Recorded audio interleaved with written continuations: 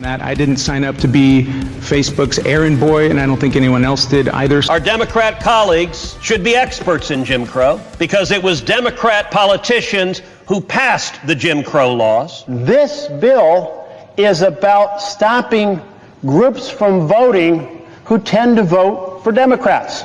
Take even a talking filibuster, it would take 51 votes. We don't have 51 votes for that in the United States Senate. And good morning. It is 8:08 on News Talk 1079. A Wednesday morning. Welcome to the program. And if you'd like to reach the show, the number is 208-542-1079. So once in a while, we work on the fly here. And you kind of have to do that with local radio. Of course, we put a lot of time into show prep. Julie sends me lots and lots of links, and then I get here before anybody else does, a few minutes before 5 each morning. So about an hour and 15, hour and 20, something like that, to prep for this show, the show that you love and you listen to. But once in a while we go, hey, let's do this, and we turn on a dime. Now, I should have thought about this before. Actually, the thought crossed my mind yesterday. But I think what we're going to do, and it's just for fun, there's nothing to win here. We're not doing cash. We're probably not even doing prizes. Maybe if somebody wins it out of the kindness of our hearts, we could come up with some movie passes or, maybe a certificate to a restaurant or something. That's not part of the deal, though. But I thought it would be fun to have a Neal Larson Show March Madness bracket challenge. So before the end of the show and likely before the end of the hour, we will have a link for you. We'll attach it to a keyword, and then you can get on the NCAA themselves. They have a pretty usable bracket capability. And it's the one that we use here internally for our little internal Sandhill bracket challenge. So I'm just going to create another group and call it Neal Larson Show listeners. And if you want to partake, we could see. It's just kind of fun. It's fun to watch to see who's doing well. So at any rate, we have a lot happening today. Marquayne Mullen, of course, is the nominee for the Department of Homeland Security cabinet position, Secretary of Homeland Security, after Kristi Noem was reassigned. Well, I know people get hung up over the word fired, but she was reassigned, and now Marquayne Mullen is the pick. We talked with Senator Crapo. He seems to think that Senator Mullen is going to get through okay. They may not like him and his politics a little because he's he's kind of one of those grittier senators, and he's certainly not Ivy League like a bunch of them. So he's an Oklahoma plumbing company owner, but they feel like he's probably qualified to do it. Apparently, there were some fireworks between he and Rand Paul.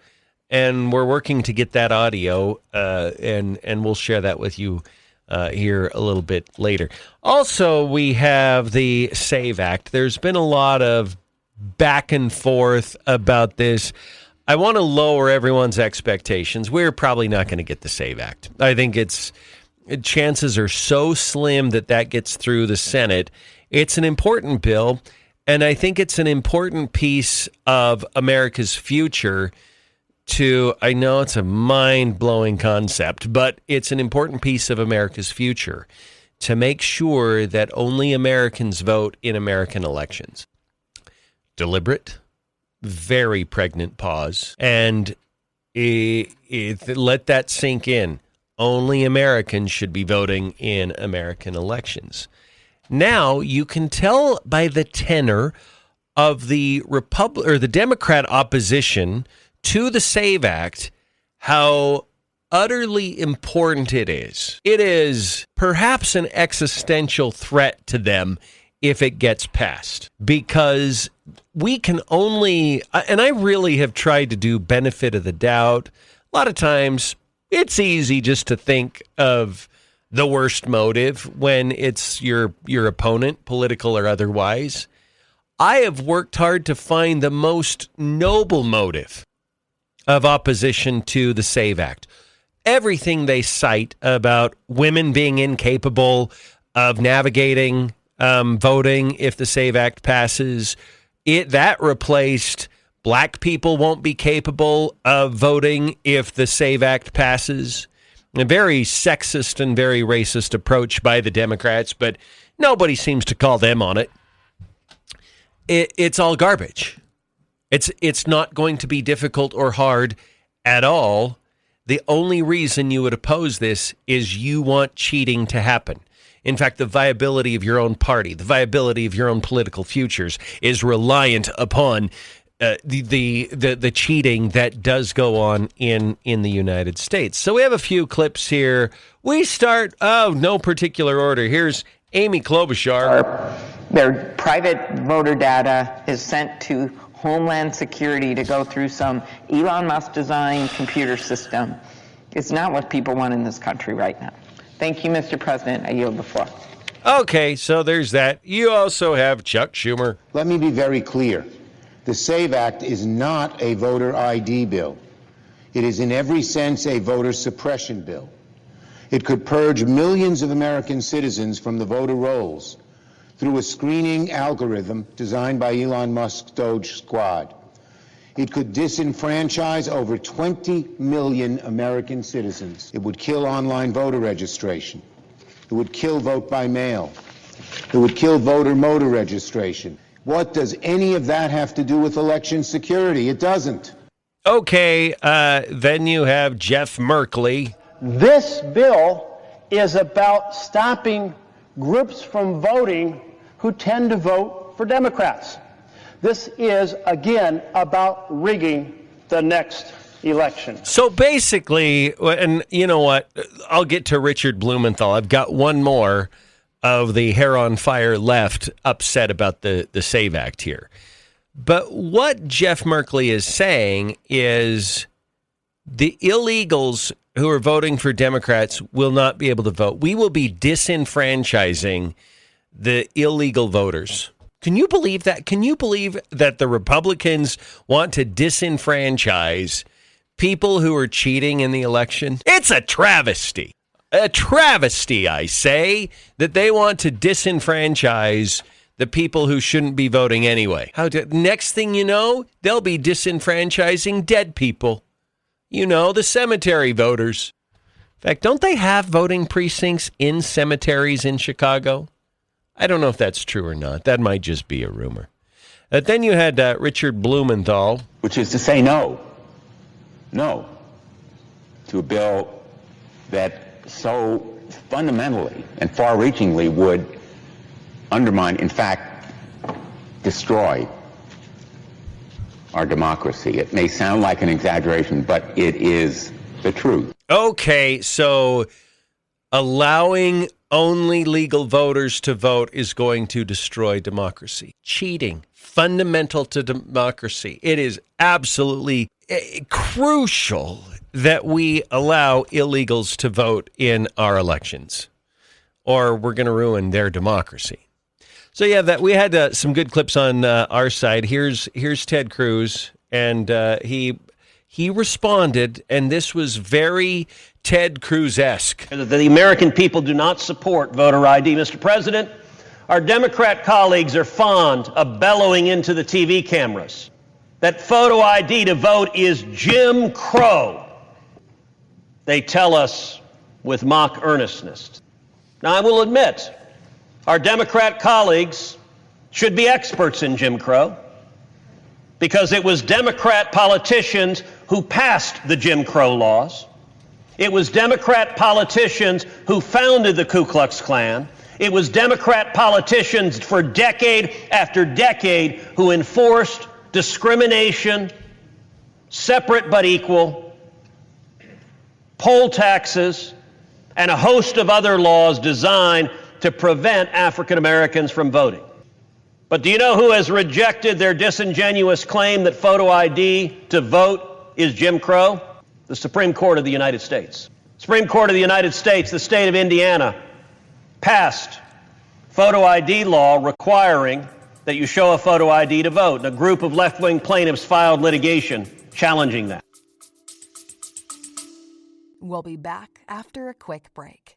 Hey, it's Brad from Now 105.1 and QP99. I'm in the studio here. I love our studios, by the way. Ranger Rick back there. There's Neal and Julie doing their thing. Hey, when you want to advertise on the radio, what do? You call the radio station, right? But what do you do when you want to advertise on Facebook and Instagram and Hulu and Disney Plus and Peacock and the other TV streaming services? You can kind of click around on them and make guesses or read books or take courses online on how to do that advertising.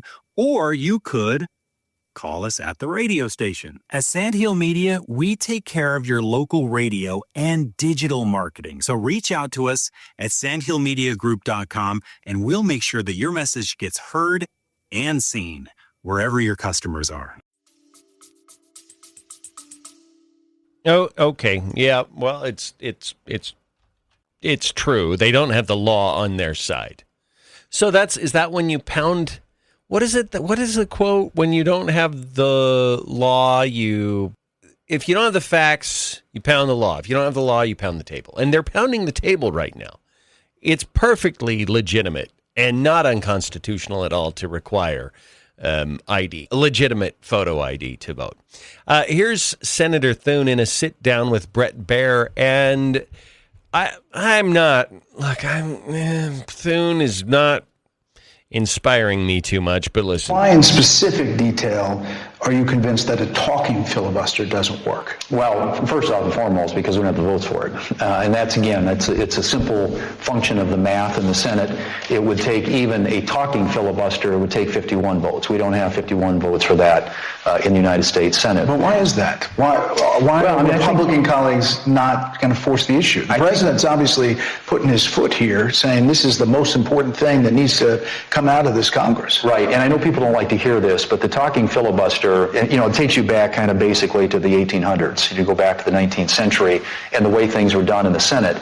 And we can't find an example in modern Senate history where a piece of legislation passed via the talking filibuster. But in the meantime, what it does But he would say if they got tired and exhausted, it would be 51 votes. It would be at 51 votes, but between now and then, and you're talking about unlimited debate, and any time an amendment, for example, is offered and fails, if it gets tabled, you start all over, you reset the clock. And it really favors the minority. When Harry Reid was the majority leader, Democrat leader in the Senate, same thing with Chuck Schumer, they both looked at doing this and opted against it. What it would force us to do in the Senate is vote on all kinds of Democrat amendments, whether it's Epstein or Block. Okay, so he goes off, and that's probably true. The Democrats would throw up all sorts of interference in the form of amendments and make it a mess. So it really is a clunky way to move forward. But it's the only way right now to get this. Plus, it's not without some gain. I think the more you can get the Democrats on record opposing free and fair elections in the United States, the more it benefits you as a Republican. And if you can't get legislation out of it, you might as well get campaign commercials out of it. We got a break. It's 8:20 now on News Talk 1079. I've got to set up a bracket group for you all so we can all have a little bracket challenge right here on News Talk 1079. All right, it's 8:25.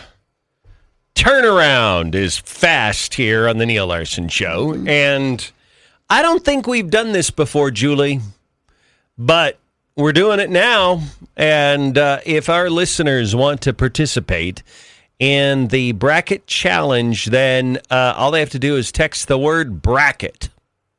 And for those of us who went to public school, that is spelled B-R-A-C-K-E-T. So bracket to 208-542-1079. You'll instantly get a link back.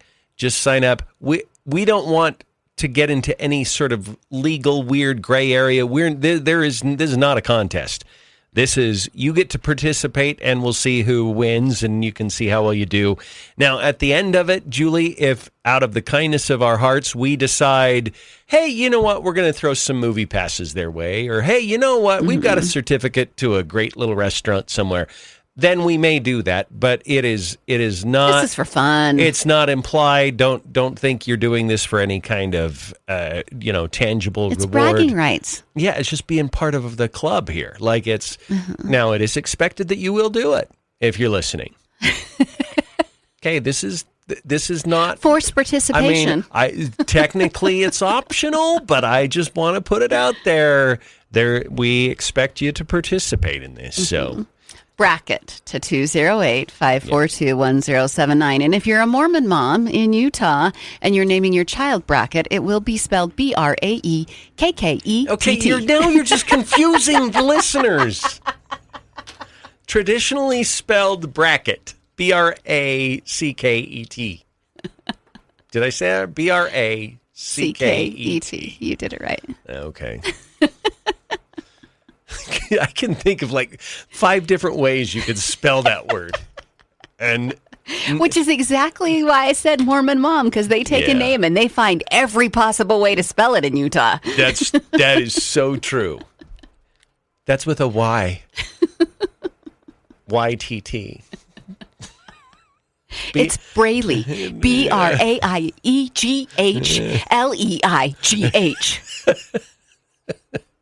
Why do we do that? I don't know. Why do we do that? I don't have an answer. I do not understand why we deliberately take something that is going to be very common to that kid and make it so they have to have a conversation every time they give a name. Yeah, here's how you spell it. Yeah. Just preface it with, I grew up Mormon. So, yeah, anyway, I'm hopeful we'll have a lot of people participate in this. I hope so, too. It's fun. I was in the middle of filling out my bracket in the 7 o'clock hour. I'm only about a fourth of the way done. But I did some research last night to figure out the upsets. So. Yeah, okay. Yeah. Do we have a whole bunch of people texting in? Yeah, someone said, please explain what is your bracket. Is it a contest? We just said it's not a contest. It's a bragging right. You're not going to win anything. Mm-hmm.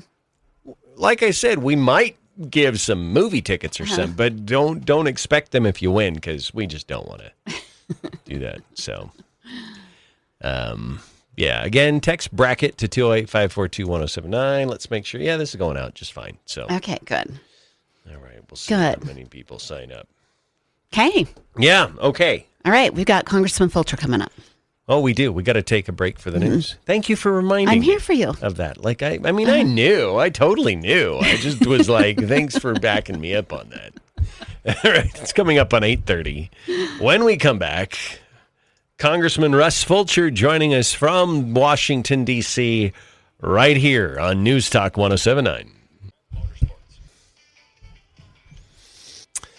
All right, we're back. It's 8:37 now on News Talk 107.9. Neal, Larson, along with Julie Mason, and we're joined this morning by Congressman Russ Fulcher from CD1. Congressman Fulcher, how are you today? Neal, I'm wonderful. Thank you so much for having me on, Julie. I hope things are well for you too. Thank you. Thank you. It was actually Julie's birthday yesterday, so we had a bit of celebration. Oh, yeah. Goodness, I wish I'd have known. You didn't invite me or anything. I'm sorry. Well, look, now we have a birthday hangover today and you don't, so you're the lucky one. Yeah. All right. If you had been here, you could have gotten a delicious donut, though. Yeah, so. that's the kind of hangover we do here.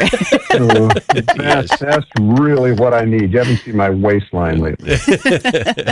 Well, Congressman, speaking of waste, let's talk about Washington, D.C. for a moment. Yeah, that's a nice segue. Yeah, thank you. Let's just start with what's going on in the House. Of course, the SAVE Act that the House passed weeks and weeks ago is finally sort of being taken up by the Senate. But what's going on in the House? What can you tell us? Well, that's a very major issue, and we've got to make some progress.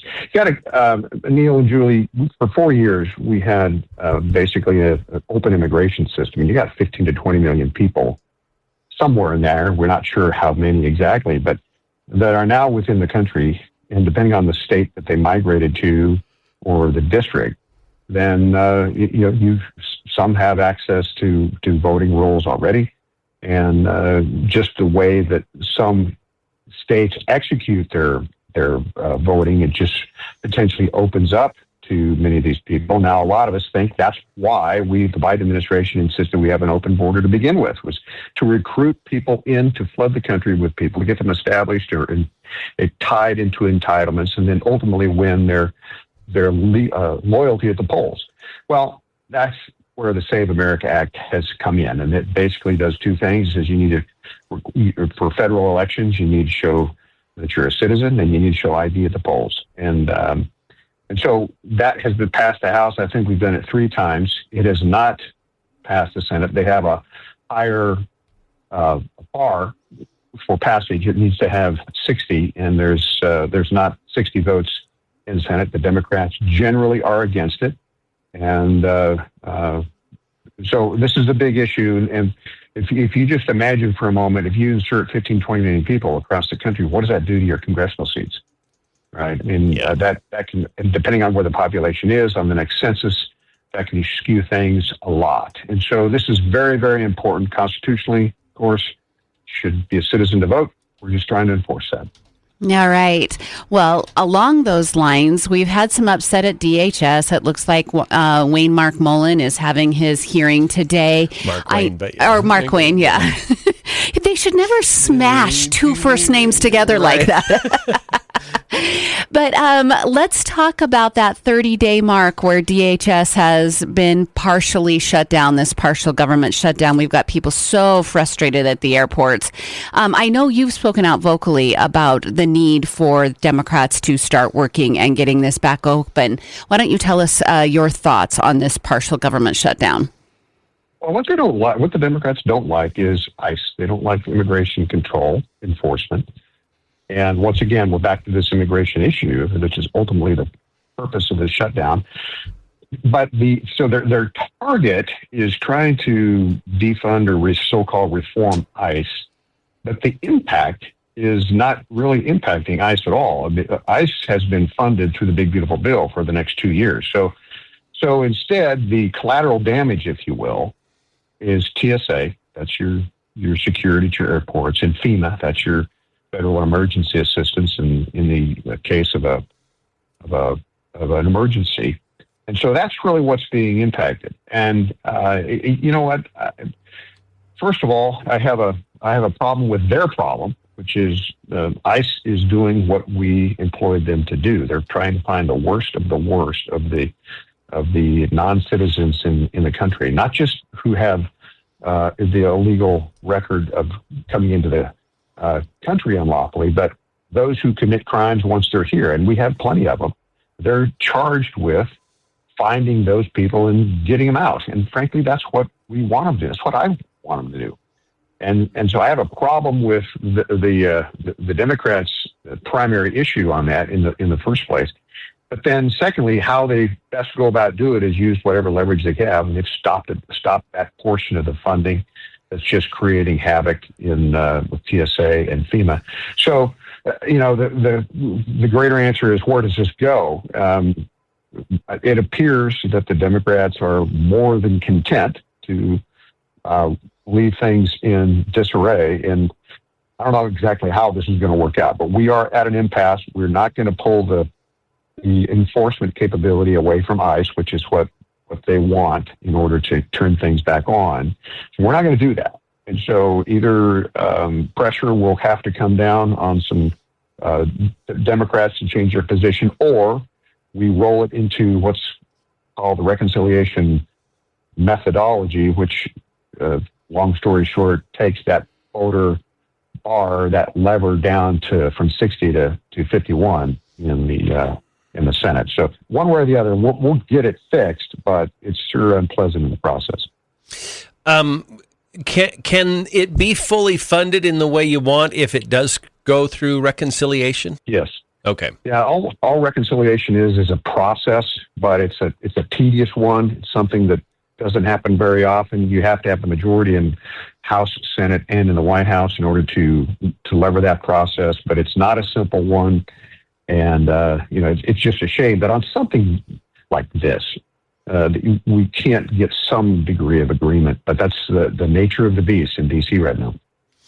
We're talking with Congressman Russ Fulcher. Congressman, let's talk about the big, beautiful bill for just a moment. It is tax season.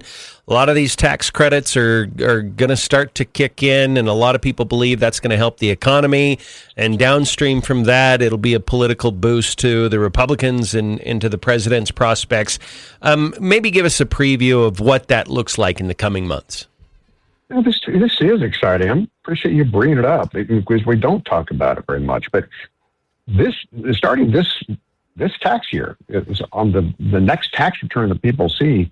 If you make somewhere between $15,000 and $80,000, you should see a tax reduction of about 15%, and that comes in a number of different ways. And all this is part of that, big beautiful bill, or otherwise known as the Working Families Tax Cuts Act. But there's a number of different fronts. First of all, your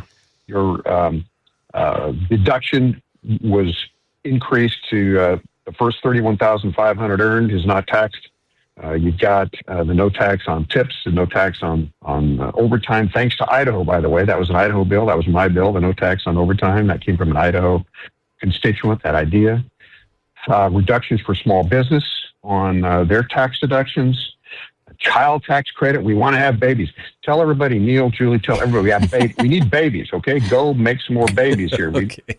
So child tax credits going up, Social Security. And so this is across the board on a whole host of things. And the idea was to put more money in people's pockets because people will spend it and invest it more effectively than the government will when we take it and redistribute it through programs here. So I'm kind of excited about it. I think this is going to be positive for everybody.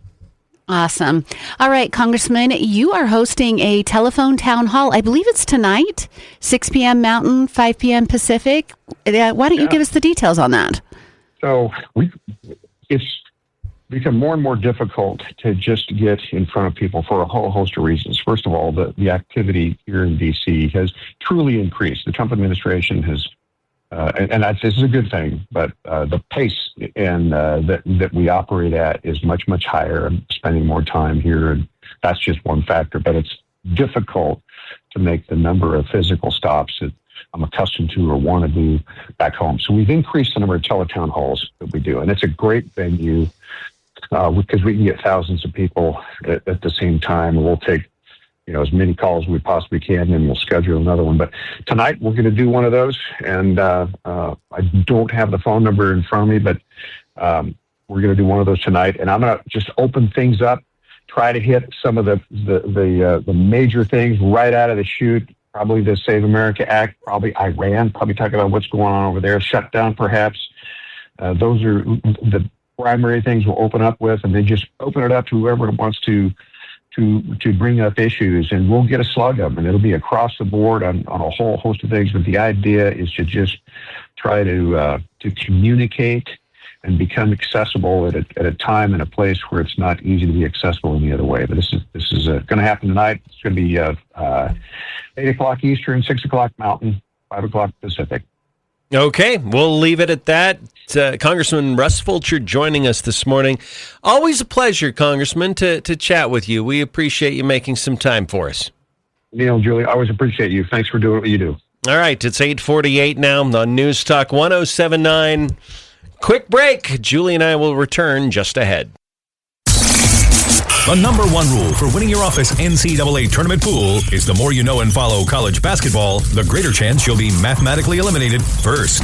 Oh man, my number 2 seed lost in the first round. That's because NCAA tournament picking is not a game of skill.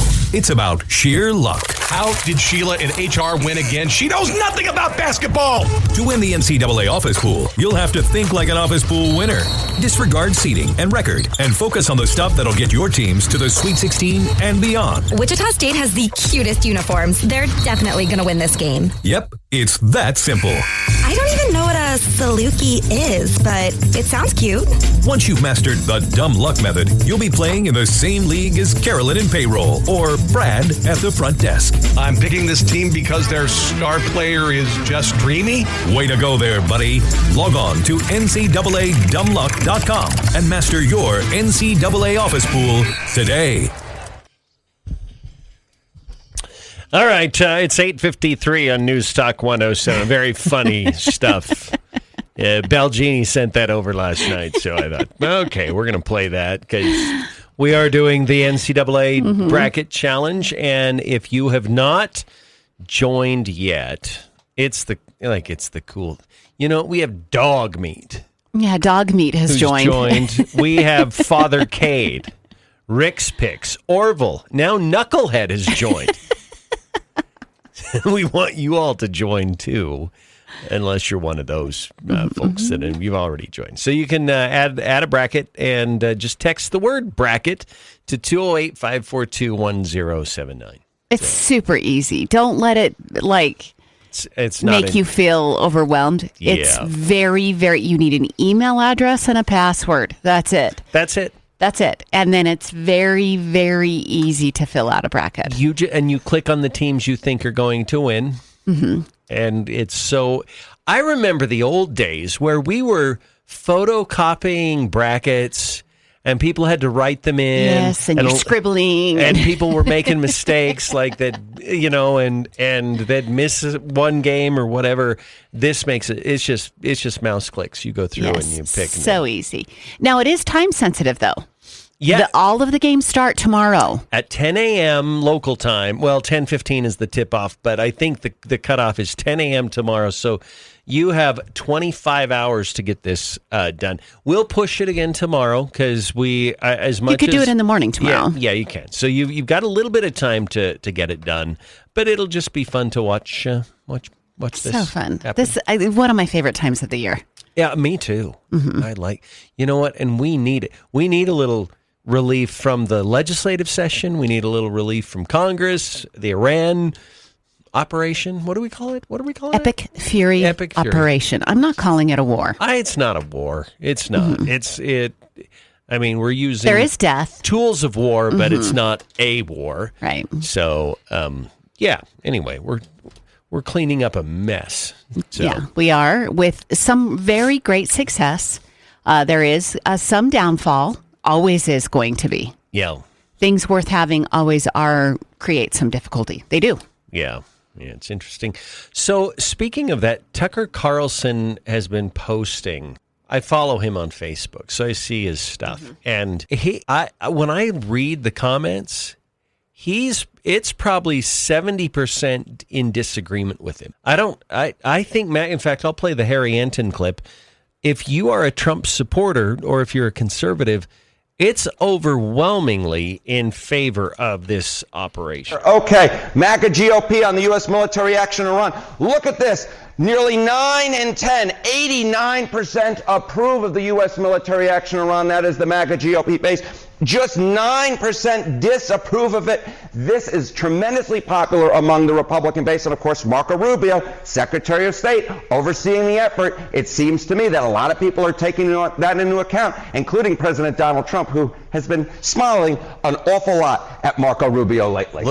Okay, it's a 90-10 issue among Republicans. Look, there was another Harry Enton clip I didn't send you because his job is to dissect these numbers, and lots of times it's painful for CNN followers or watchers because the numbers aren't as doom and gloom as what the mainstream media paints them to be. Yep. One of the numbers that he dissected yesterday was the fact that Marco Rubio has taken a massive jump over the last 2 weeks in the GOP as the front runner or a chance to be the front runner as the potential president in 2028. And I think a lot of that has to do with how solid, steady, firm he is whenever anything like this is happening. He does not let the press bully him. He already was liked by people. They're seeing the success, especially those who would be voting Republican. Yeah. They're seeing this fast and furious success. Now, there's people that thought it should be over in 2 days. That's just not realistic. Yeah. But those who are taking a breath and watching what's happening, their numbers are showing up in this Harry Enton clip that you played, and it's also showing up for Marco Rubio in the belief that people have in him. Well, I would agree with that, and I think that Mark, and I like J.D. Vance, don't get me wrong, but I think Marco's viewed as more of a grown-up than, and I think even people who are center-left are going to be like, I could tolerate Marco. Yeah. So, all right, that's hour one. It's 8:58. We'll be back after the news right here on News Talk 107.9. This station presents Real American Heroes. Real American heroes. Today, we salute you, Mr. Watches Sports on his work computer. Mr. Watches sports on his work computer.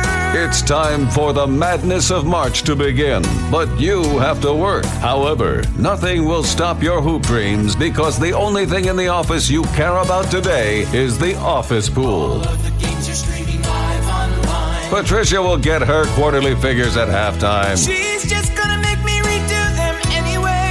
Yeah. So the next time you hear Harold from accounting scream, yes, while he's working on a TPS report titled Bracketology, it's not a paradigm shift. No, it's Mr. Watches Sports on his work computer, a real American hero. Mr. Watches sports on his work computer. Hey, don't forget to catch up on Facebook when the game is over. Yes, it is that time of year. And for the first, I can't believe we haven't done this before, Julie, but there is no implied prize or cash or contest here. This is just for funsies. And if you text the word bracket to 208-542-1079, we will send you the link to sign up. It literally, you put in an email, you create a password, so it's a little bit of an account creation, but there's no cost associated with it. And then you take whatever time you want to fill out your bracket. You can do it in as little as 1 or 2 minutes, or you can spend time researching. And if, this is that important to you, you can take your time and do it longer. But literally, this is like a 4 to 5 minute investment of your time, and you can be part of the Neal Larson Show Bracket Challenge this year. Okay, so we did receive a text. Somebody has already signed up. Then they asked us, how do I know if I'm in the group and everything's going okay? I don't remember from last year and the year before. I don't think you get emails, but when you log in, you can see that you're part of a group. Yes. And the group, it doesn't allow enough characters for Neal Larson Show listeners, so I just put NLS listeners. So, and already we've had 9 people sign up and starting on their brackets. So thanks to Dog Meat, Father Cade, Rick's Picks, Orville, Knucklehead, Bracket Boss Mama. That's some confidence. That's a new one. I didn't see Bracket Boss Mama on there. Dance and Jerry. Oh, I think they might have changed their name. It's who we talked about before. Oh, okay.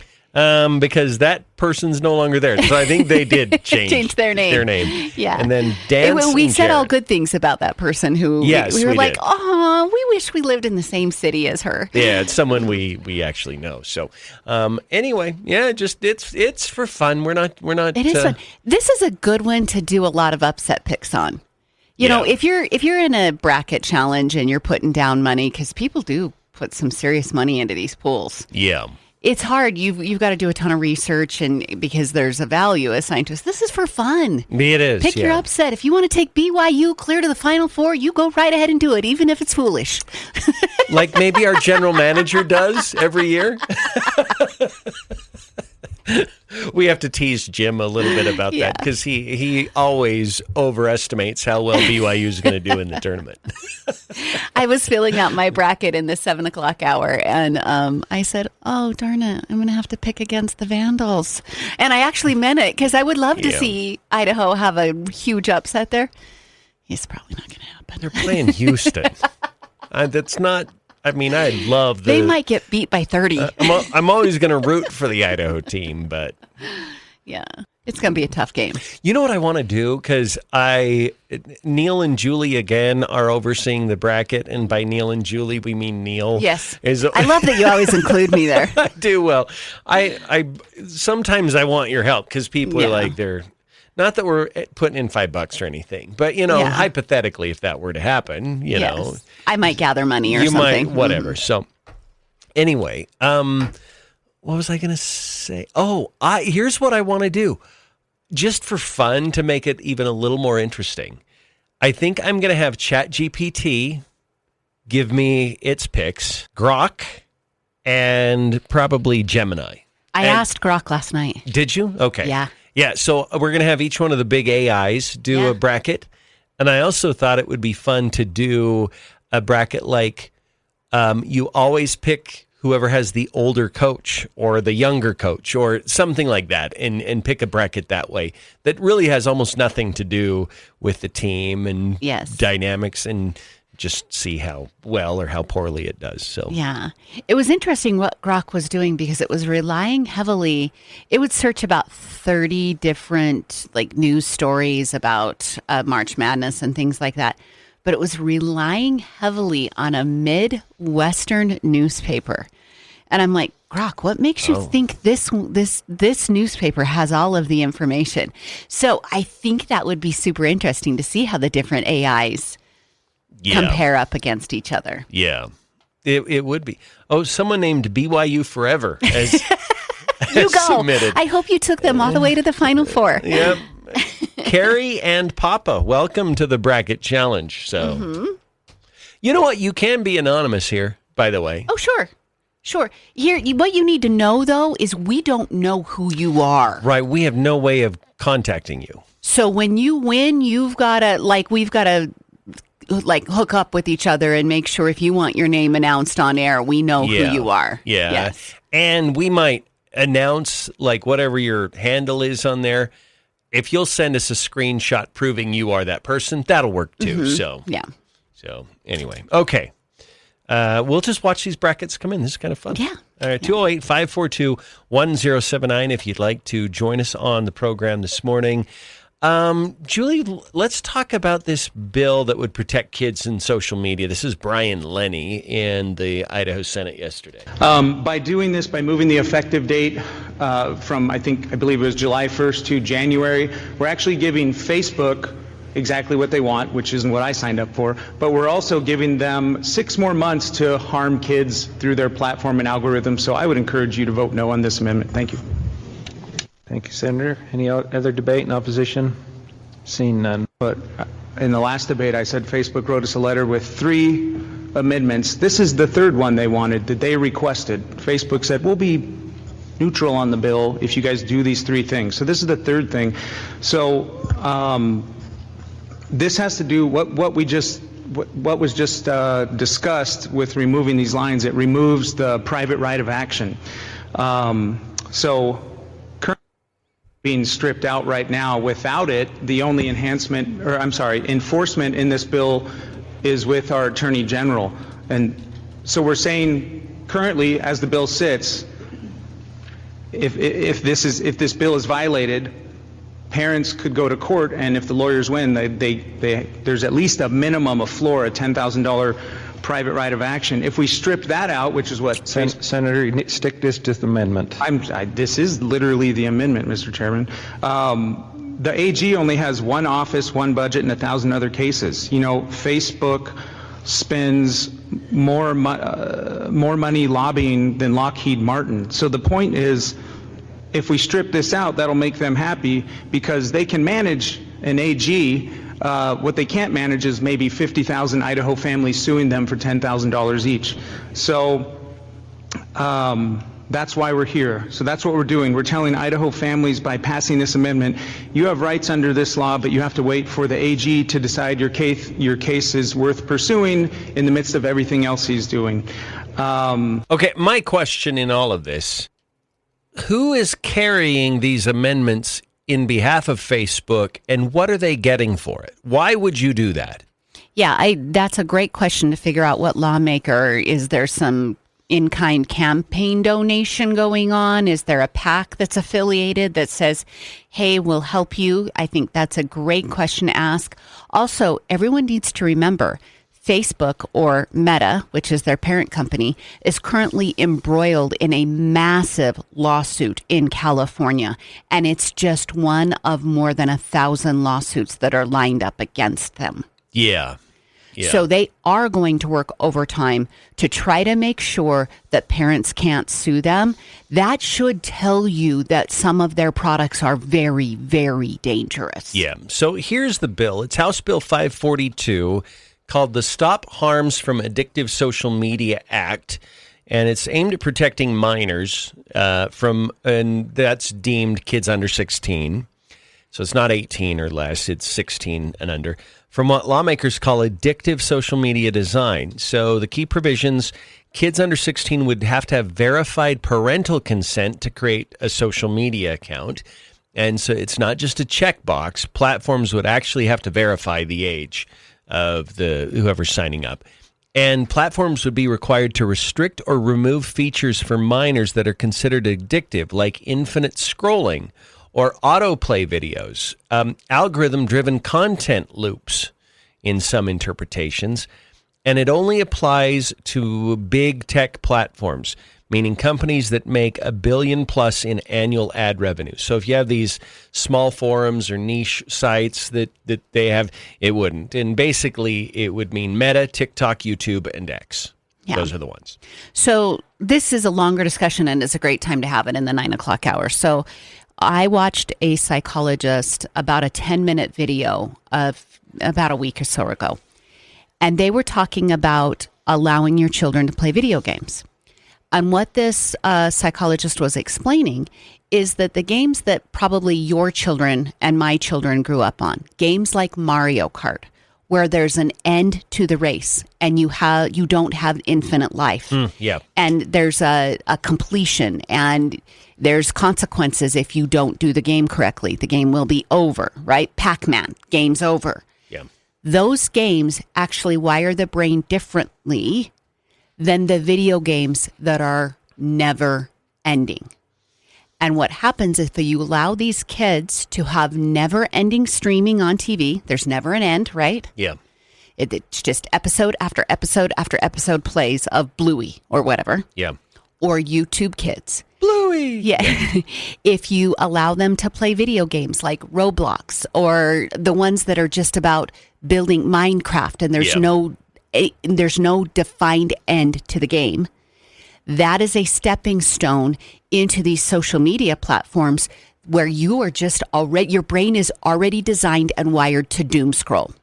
Yeah. All you do is scroll and scroll and it's a time waster, and they have captured you and your data, and that is so lucrative to them.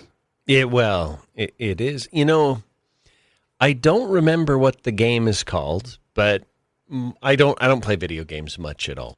And the only reason I knew the Bluey thing is because I just watched it with my grandson over the weekend. So we watched a couple episodes. But my daughter was playing this game, and I said, okay, but what's the objective here? Like, when I grew up, you played pole position, and your goal was to be the first to cross the finish line. Or you played Pac-Man, and you'd chomp all the dots and stay away from the ghosts. Or there was always this objective.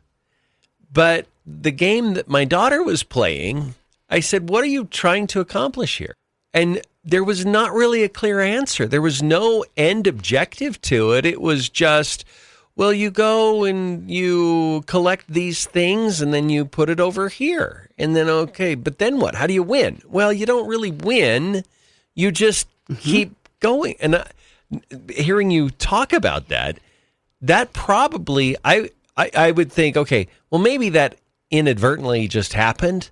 I actually think you're right. I think it's by design so that there isn't that clear finality, that feeling of I won or there's victory there.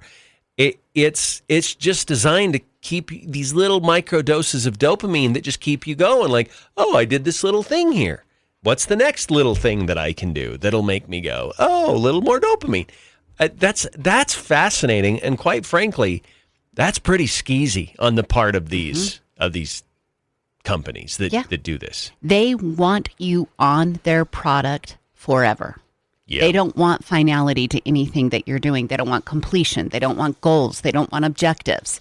And if you spend a lot of time in this realm, think about the lessons you would miss in life. What are things that you did as a kid that had an end goal and an objective? Playing schoolyard games, basketball, football, like everything. Even my girls making up dances. The point was to complete a dance and show it to mom. Yeah. And then that was done and we'd have to go do something different. Right. Like that teaches the brain to be goal oriented and finish something. Yeah. When you wire the brain to have no objective, you don't have an objective in life. Yeah. For some reason, as you were talking, I thought, what did I do? I remember getting a bale of hay or straw, putting a piece of plywood on it, maybe a little support underneath that, and jumping my BMX bike off of it. Like that was, and how far could I go? And when I was first learning to jump, I thought, okay, I've got to keep my front tire up because I don't want to land on my face. Well, I did that too much and I landed on my back and it knocked the wind out of me. Yeah. And so but you're right. Like kids need to have those experiences. You're engineering things. You're having a loss and then a success because you got back on the bike. And these are all really good things for making a great adult that we're currently missing when the kid is sitting on the couch and watching YouTube Kids on an endless scroll. And all their lives are just being consumed by a screen. Mm-hmm. And so back to the original bill, this is what Facebook is concerned about because parents are becoming savvy and realizing the things that happen to my daughter or my son, sextortion via Instagram, whatever, those are lawsuits that are coming forward. Yeah, that's true. So supporters would say kids are getting addicted to social media, which they are. We've all seen it. That parents should be in control, and tech companies are designing platforms to be habit-forming. But critics are saying that it might violate the First Amendment, and it creates ID-style verification for everyone, that we're giving up some level of privacy. And this is even more data collection if you require age verification, and it can create some privacy risks. So there are pros and cons to this. But I don't know what you do. Is this ultimately the answer is parents need to be more involved in their kids' lives?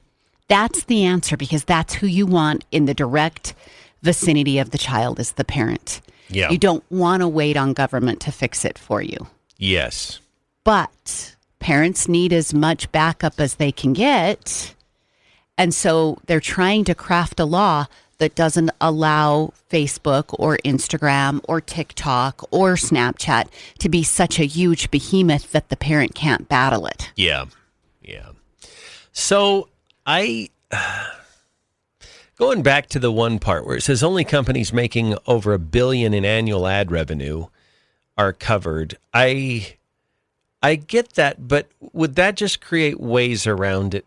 Like, you can do creative accounting to show different things. Maybe. Now, it's not profit. It's actually if you collect $1 billion plus in ad revenue, then you're going to be subject to this. But I don't know. You break it up into 3 smaller companies or something, and you're still accomplishing the same thing. So I don't know. I would have to do a real deep dive into this legislation to pick a side on it because you definitely don't want to take away the rights of people. Yeah. We want less government, not more government. But we are talking about protecting kids. And that's when you have to create boundaries so kids can be safe. Yeah. Well, we were all in favor of the banning porn in kids sections in libraries. And the counter to that was, well, you're the parent. You're in charge of the kids. So I don't know if it's beneficial to argue in absolutes all the time. Yeah. All right, we'll be back. It's 9:26. Hey, Facebook. Should we see how many? Pathoa Adam signed up. Don't let Pathoa Adam make the rules. Yeah, no kidding. That's funny. We were up to 15 people. That's not too bad. I don't even care if we have, it's just fun. Whoever wants to do it. It's so good. Yeah. We'll just have a good time. Yeah. Wait, I just saw something. My counselor just texted and said, Sunday school presidents can now be women. Did the church make an announcement? We've talked about this for a long time. You and I have talked about this because I have said if Sunday school was run by women, it would be a different program. Yeah. How many years have I said that? Yeah. No, you're right. So this is dated today, women to serve in ward Sunday school presidencies. There's been an update to the handbook. I have said this for years, that if women were in Sunday school presidencies, it would run differently. Wow. Yes, it would. And better. And when Julie says differently, she means better. Let's not be ambiguous about that. This was based, I think we started talking about this. This was based on, I was teaching the youth Sunday school, and all I was doing was asking for a role. Yeah. I was new to the ward, and I wanted to know who was supposed to be in my class. Yeah. I couldn't get a role. Really? Yeah. Okay, well. Are you serious, Adam? What? Adam just got put in as the primary music chorister. Really? This is so fun. Oh, Adam, That's have fun. a blast with that. Do you know who would love that, calling? Who? My kid. Oh, Mason. Yeah. He would love that calling. Has there ever been a limitation on that? I have no idea. Okay. Now, can you have a mixed presidency then, where a woman is the president, men are counselors, and vice versa? I'm going to guess no. Does it say? Oh, yes. If a man is called as Sunday school president, he must hold the priesthood, and his counselors and secretary must be male members of the ward. If a woman is called, her counselors and secretary must be female. So it has to be all one or the other. That's interesting. In any given ward, Sunday school presidencies may at times be composed of men, other times of women, based on circumstances in the unit and the inspiration of leaders. The stake Sunday school president will continue to be a high counselor called and set apart by the stake president. Okay, well, there you go.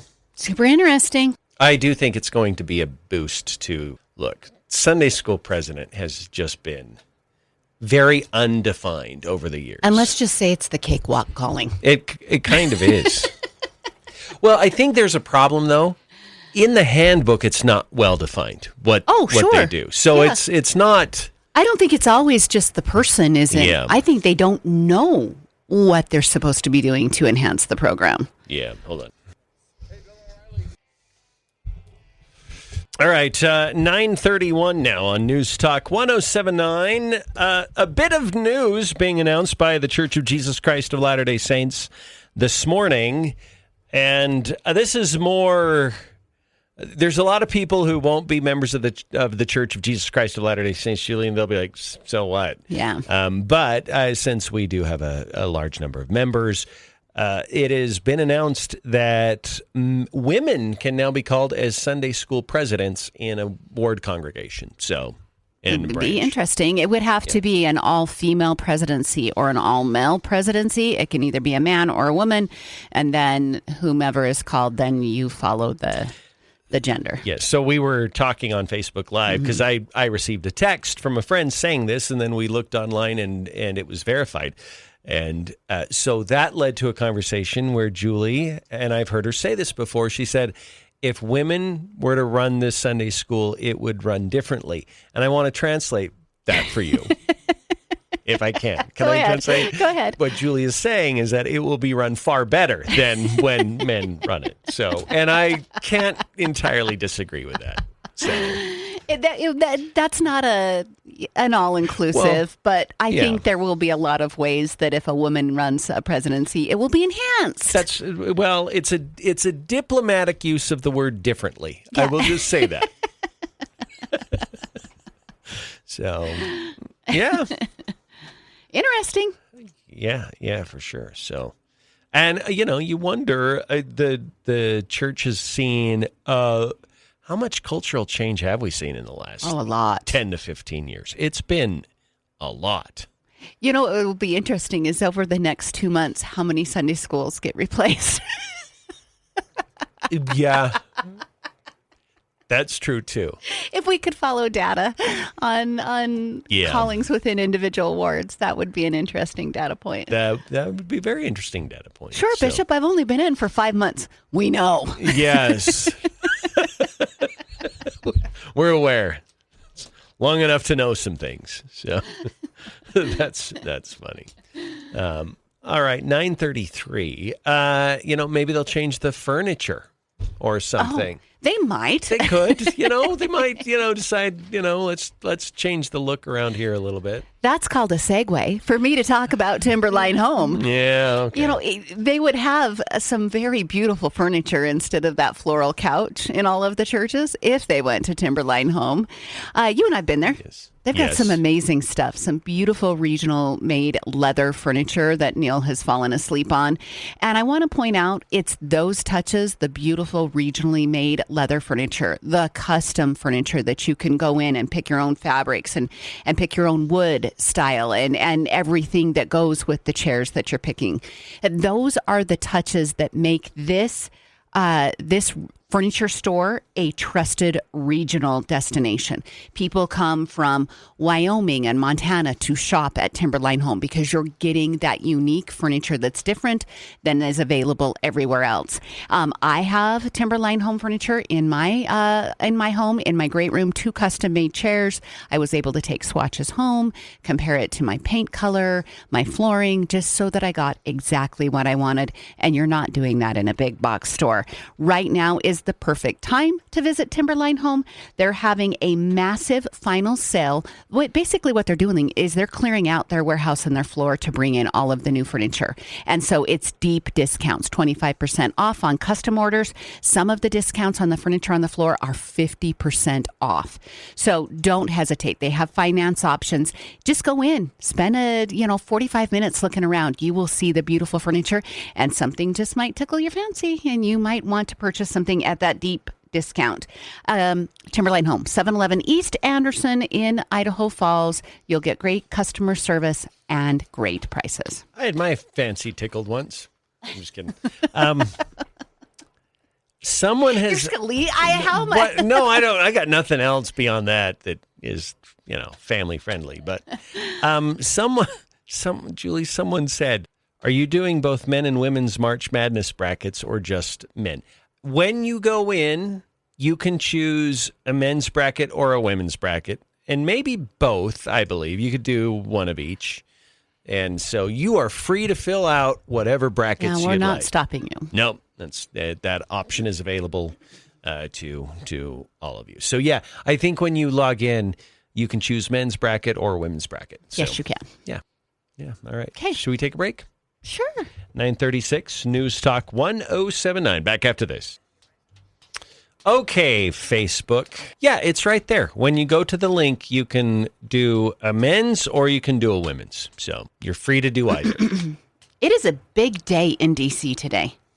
They've got the Mark Wayne Mullen hearing going on. They've got, 6 or 7 high-ranking officials lined up about the Iran conflict, the DHS shutdown. There's 5 of them sitting there. Tulsi Gabbard, a couple of generals, huge there. VP Vance is about to do a rally. Yeah. There's a lot going on today. Yeah. There is a lot going on. Sorry, Julie and I have to have these. We have a side conversation. Sporadic conversation going on. I have to tell you guys how sweet my daughter is. So on Tuesdays, I write for my podcast. I also usually do clients. I try to only do 1 to 2. Sometimes I have more. And I have more this week because Neal and I will be in Boise on Saturday for a Mountain States Policy Center dinner where we're going to be sitting with Dana Perino. I know. We're very excited about that. So I am going to make hay out of that, and I'm going to go over early and hang out with my grandsons, which means I had to push appointments and get things done earlier. So my birthday was a very busy day yesterday. So while I was doing clients, my sweet daughter decorated the dining room and also organized food, bought me this shirt for my birthday, and we had pie as well. And then we played like an escape room type game, but it was all puzzles that you just did on paper. We did that together last night. She was very sweet to plan all of that out. That's awesome. I hope it was a good birthday. It was a good birthday. Good birthday because of the listeners. They were great to me. Good birthday because of you. You were fantastic. Bought me some fun gifts. I'm excited for you to try the red light. Yeah, I didn't even get to take them out of the box based upon my day yesterday. It's all good. But we're getting close. Thursday's going to be my breather day. Dana Perino, though. I know. And by the way, we have Chris Cargill on tomorrow. So 8:35.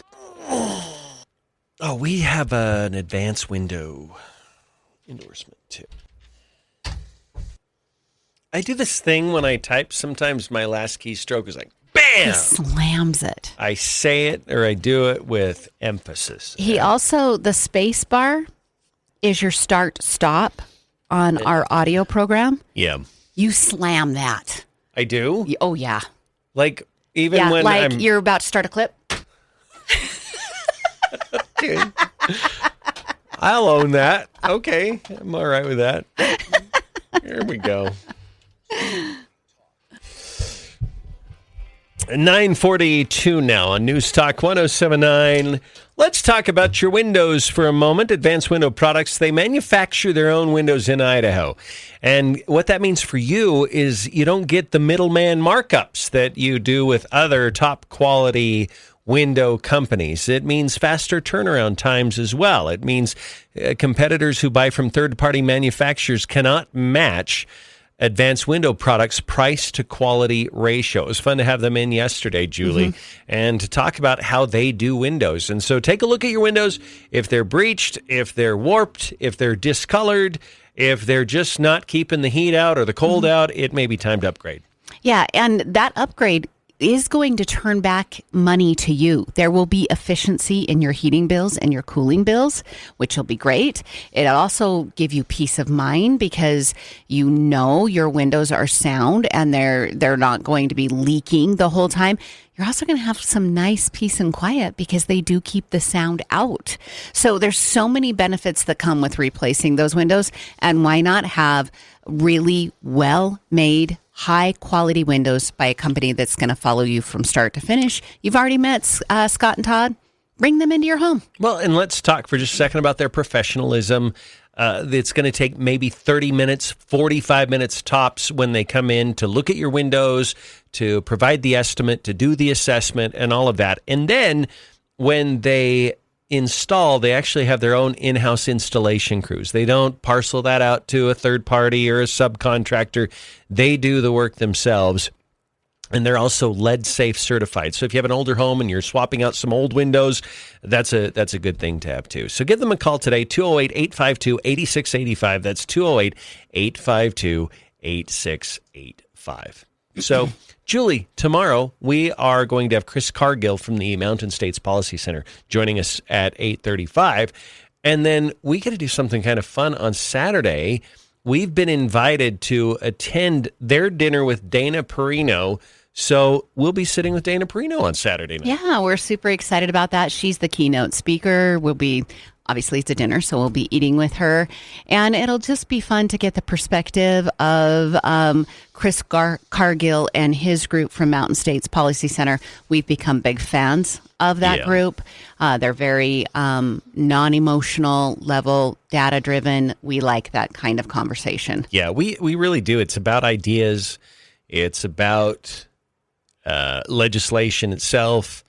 And they don't really get caught up in the sort of the personality vendetta politics that it's way too heavy in Idaho right now. Yeah, it really is. So we're big fans of how they operate, and looking forward to. I think we're sitting at the head table That's with the way Dana we and understand Chris, it. so Yeah. we're excited. So the point is, I cannot wolf down my food like I do at Arby's. You also can't spill on yourself. I'm going to keep pushing you forward over the table. Don't spill on yourself. Would it look bad if I had a bib? Would that probably? I'm gonna say no, but you do you. Okay, all right. Well, I'll try to be somewhat presentable on Saturday night. Like if I'm taking a big old bite of roll and potato, I'll be like, "So Dana, what's the favorite part of your job?"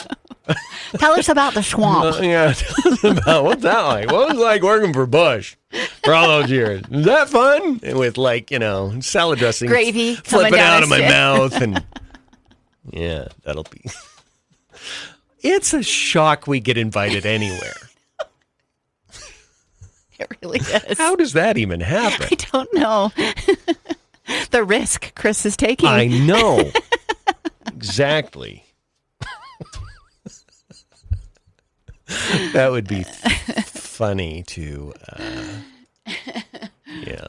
208-542-1079. Should we do a bracket update really quick? There we go. Let's do it. And see, hold on. I don't know how to navigate this really quick. So, hold on. I can do this. I got this. Oh, we're up to 15. Great. It's already a little bit of a crowd here. So if you want to be a part of our bracket challenge, and by the way, when you log in, someone asked, well, are you doing a women's bracket challenge too? We will take whatever comes in. So you can choose either men's or women's, and you might be able to do one of each. Mm-hmm. So I think you can. Yeah, I think you can. Mm-hmm. I think you can. So whatever comes in, that's what we'll be paying attention to. So there you have it. All right. All right. Let's, because it was so bothersome to me, I'm going to ask you a question about it. Okay. We spent a lot of time yesterday talking about the bathroom bill that went through the House. Yeah. We had a few Republicans who voted no on that bathroom bill.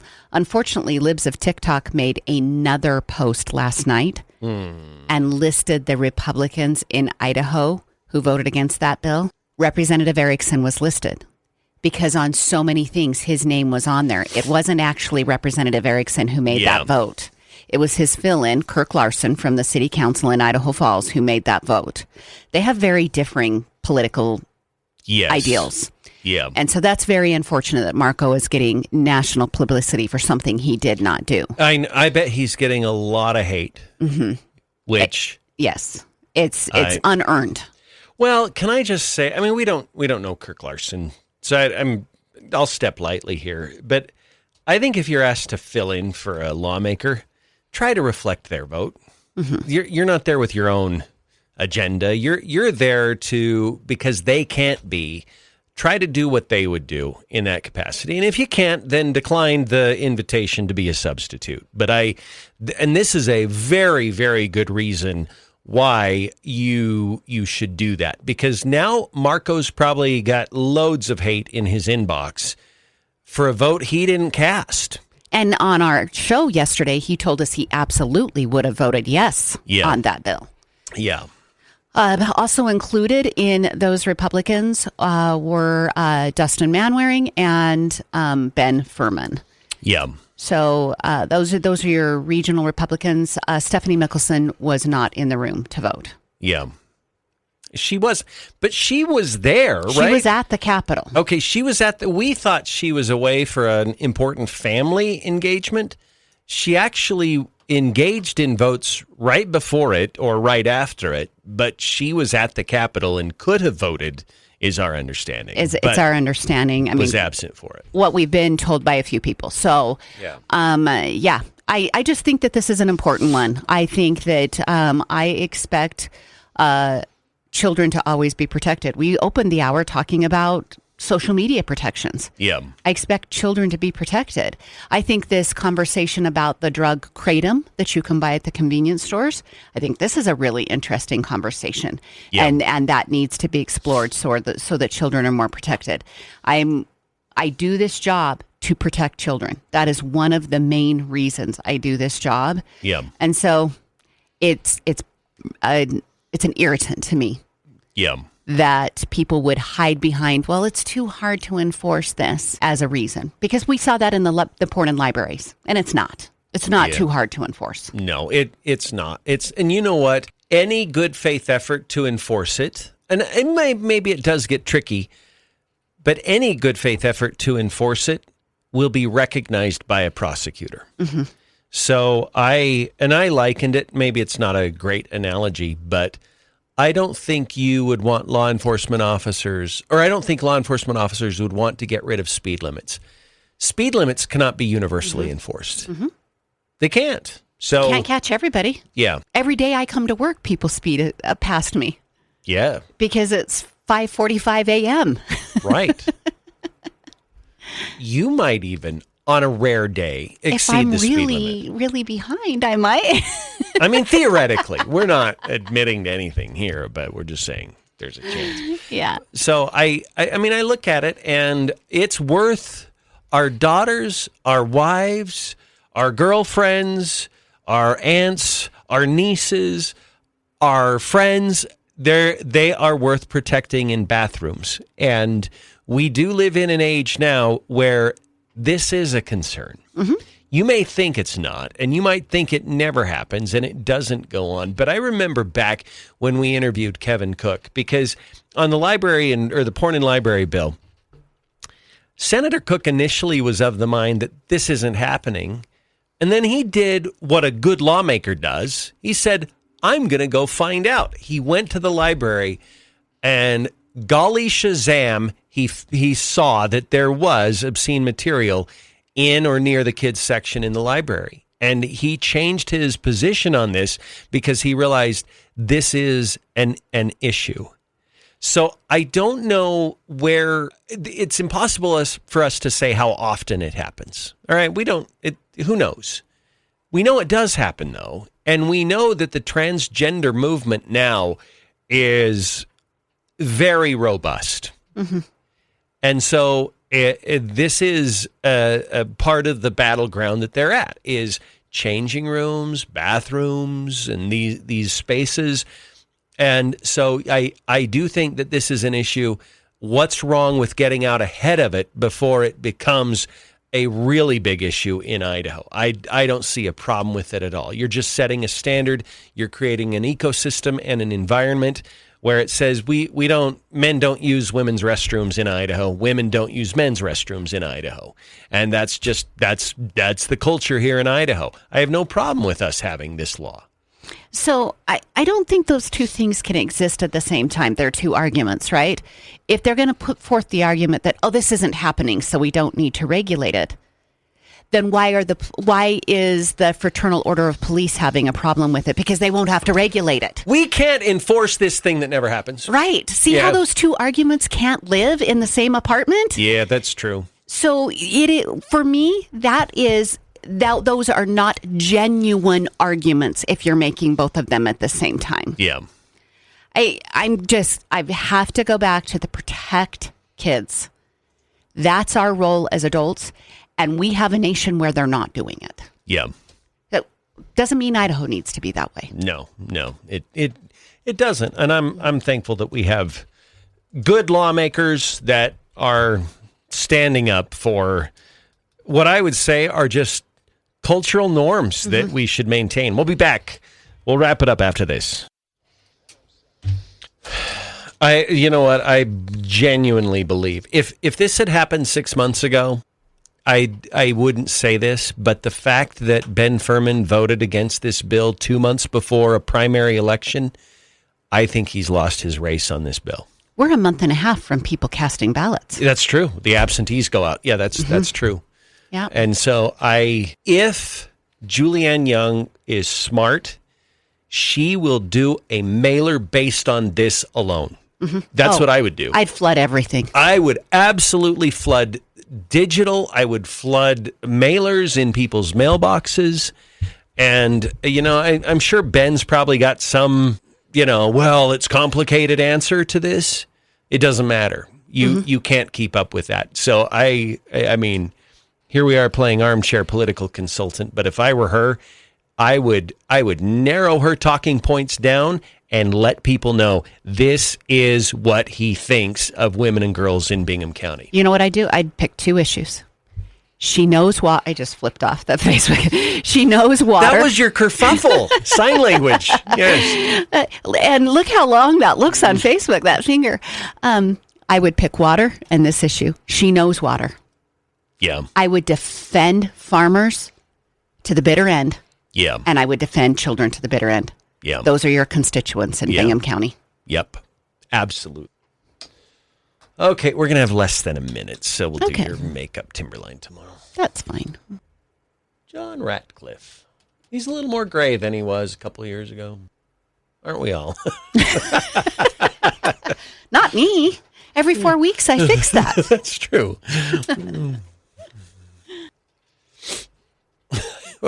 This might be TMI, but I was getting in the shower this morning and I looked down at my chest hair. I'm like, I'm getting some gray in my chest hair. Like, you are 53. It is appropriate 53. time. Yeah, I know. The last time I got my hair colored, my gal missed a little spot right here. Yeah. Which is covered all the time anyway. But Neal was like, do the Tulsi Gabbard. Grow out the gray. Right there. Just a little streak. Just take a strand and do it. And she won't do it. No. She thought about it. I have thought about it. Just try it once. You know what? Here's the thing. Do it. And then if you don't like it, you just go back to dyeing it.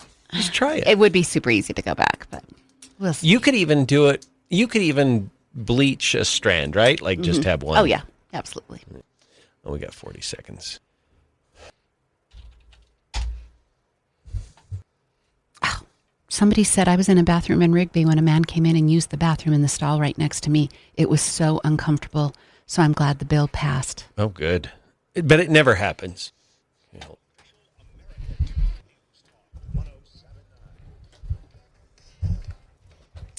9:58 on News Talk 1079. That's going to do it for our Wednesday edition here. Don't forget, tomorrow we have Chris Cargill, Mountain States Policy Center. He will join us at 8:35. Tomorrow we'll talk about the legislative session. Also, the upcoming Dana Perino dinner on Saturday, Julie, that you and I have been invited to attend, and looking forward to that.